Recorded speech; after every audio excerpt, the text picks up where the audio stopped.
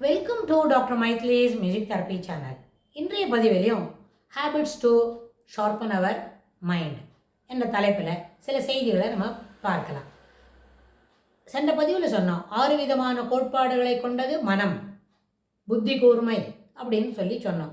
அந்த புத்தி கூர்மையை எந்த பெர்ஸ்பெக்டிவ்லலாம் சரி பண்ண முடியும், எந்த பெர்ஸ்பெக்டிவ்லலாம் டெவலப் பண்ண முடியும் அப்படின்றத பார்க்கணும்னு சொன்னோம். அதாவது இட்ஸ் ரிலேட்டட் டு சொல்வன்மை, செயல்பாட்டு திறன், அறிவாற்றல். இதெல்லாம் எந்த பெர்ஸ்பெக்டிவில், எந்த விதமான பழக்கங்கள் இந்த திறமையை நம்மளுக்கு பெரிதாக்கி தரும், எந்த திறமையை நம்மளுக்கு என்ன மேலும் மேலும் வளப்படுத்தி தரும், வளமாக்கணும் இல்லையா. ஏற்கனவே நம்மளுக்கு சிலதெல்லாம் தெரியும், 3ஆம் வகுப்புலேருந்து சில விஷயங்களை படிச்சுக்கிட்டே வரோம். ஓவர் த பீரியட் அதே கான்செப்ட் தான். ஃபிசிக்ஸ் படிக்கணும்னு வைங்க, எப்போவுமே உண்டு. ஆனால் அது ஓவர் த பீரியட் நம்ம அதை என்ன பண்ணிக்கிறோம், அது எக்ஸ்டென்சிவாக படிக்கிறோம். அதுபோல் நம்மளுடைய சொல்வன்மை, சிறப்பாக பேச தெரியும்.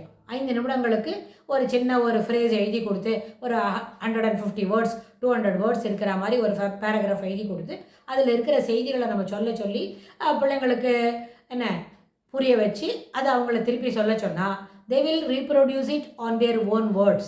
அவங்க நம்ம என்ன சொல்லியிருக்கோமோ முக்கியமான சில வார்த்தைகளை மட்டும் மிஸ் பண்ணாமல் சொன்னாங்களானே அவங்களுக்கு அந்த 200 வார்த்தைகளை ஒரு பேராகிராஃப் சொல்ல தெரியும் அப்படின்னு. It is a training.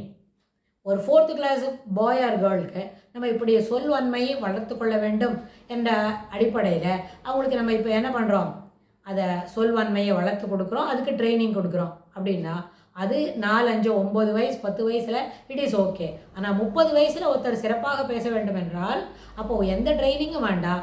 ஆனால் இது போல் ட்ரைனிங்ஸை படித்த செய்தியை வெளியில் சொல்லணும். எக்ஸ்ப்ரெசிவ் எபிலிட்டி என்னது, என்ன படிக்கிறோமோ அதை வெளியில் சொல்லணும். ஒரு வகுப்பாசிரியர் எப்படி நின்றுட்டு பாடம் நடத்துகிறாங்க, ஒரு மேடை பேச்சாளர் எப்படி அந்த சப்ஜெக்டில் செய்தியை சொல்கிறாங்க அப்படின்னு மற்றும் பார்த்துக்கிட்டா அந்த டாபிக் நமக்கு வேண்டாம். நம்ம சொல்ல வேண்டிய டாபிக் என்ன, நம்மளோட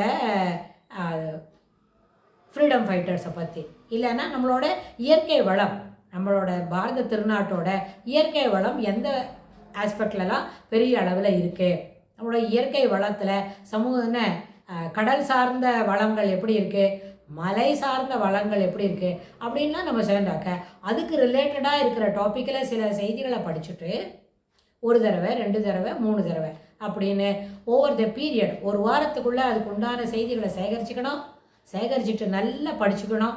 படித்ததை அப்படியே சொல்லணும்.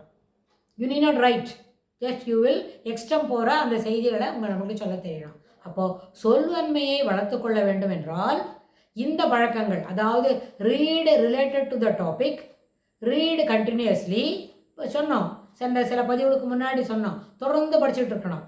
உங்களுக்கு ஒரு ஹேபிட் வேணும், you want to develop yourself அப்படின்னா, அகடமிக் இல்லாத வேறு சில சப்ஜெக்டில் உங்களுக்கு ஈடுபாடு இருக்குது, யூ வாண்ட் என்ன எக்ஸ்ப்ளோர் இன் டு தேட் அப்படின்னா those habits add to be என்ன கனெக்டட் இண்டிவிஜுவலி, தன்னோட தனி மனிதனோடு அதை கனெக்ட் பண்ணிவிட்டு தொடர்ந்து அதை என்ன பண்ணணும், இன்டர் கனெக்ஷன் போல் வச்சுட்டு அப்பப்போ படிச்சுக்கிட்டே இருக்கணும்.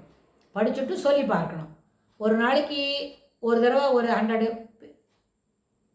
விஷயம் 100 சென்டென்ஸ் படிக்கிறோம், இல்லை ஒரு பேஜ் ஃபுல்லாக படிக்கிறோம் அப்படின்னா அந்த செய்திகளை ஒரு தடவை சொல்லி பார்க்கணும். அதுபோல் ரிலேட்டட் டாபிக் அதை கொஞ்சம் டெவலப் ஆகிட்டே வந்துன்னா அதை தொடர்ந்து பேசிக்கிட்டே இருந்தால், சொல்லி பார்த்துட்டு பேசிட்டு வந்தால், ஒரு வாரத்தில் இவ்வளோ படிச்சிருக்கோம் எல்லாத்தையும் சேர்ந்து சொல்லிப்பார், எந்த பாயிண்ட்லாம் நம்ம விட்டுடுறோம் பார், what are all the points we are missing, what are all things we are able to reproduce it இந்த கரெக்ட் ஃபார்மேட் அப்படின்னு தெரிஞ்சால் தொடர்ந்து நம்ம அந்த சொல்வன்மையை வளர்த்துக்கணும். சொல்வன்மை வளமாக இருக்க வேண்டும், வளர்த்தும் கொள்ள வேண்டும். அப்படின்னா இரண்டிற்கும் பழக்கம் என்பது அத்தியாவசியம். You should train your self. எப்போவுமே ட்ரைனிங் என்ன சொன்னால் கஷ்டமாக தான் இருக்கும். எந்த ட்ரைனிங்காக இருந்தாலும், மிலிட்ரி ட்ரைனிங் தான் உடனே ட்ரைனிங்னா மிலிட்ரி ட்ரைனிங்னு எடுக்க முடியாது. அதுக்கு நம்மளை முதல்ல அங்கெல்லாம் நம்மளுக்கு அனுமதியே கிடையாது, யூ டோன்ட் ஹேவ் என்ரோல்மெண்ட்டே அங்கெல்லாம் கிடைக்காது. ஆனால் வீட்டில் ஹவுஸ் ஹோல்டு கோர்ஸ் பண்ணணும், கிச்சனில் ட்ரைனிங் இருக்கணும், சூப்பராக ரசம் வைக்கணும், ஒரு நிறைய வெஜிடபிள்ஸ் போட்டு ஒரு சப்ஜி பண்ணணும் அப்படின்னா அதுக்கெல்லாம் கூட ப்ராப்பர் ட்ரைனிங் இருந்தால் தான் எல்லாமே அப்ரோப்ரியேட்டாக ரேஷியோ பக்காவாக இருந்தால் தான் அது ஈட்டபிள் பெலாட்டபிள் அப்படிலாம் இருக்கும். அதே போல் நன்னா படிக்கணும், படித்ததெல்லாம் வெளியில் சொல்ல தெரியணும், என்ன சொல்லிக் கொடுக்குறோமோ அதை பாயிண்ட்ஸ் விடாமல் ரீப்ரொடியூஸ் பண்ணணும் அப்படின்னாலும் for that also you require training.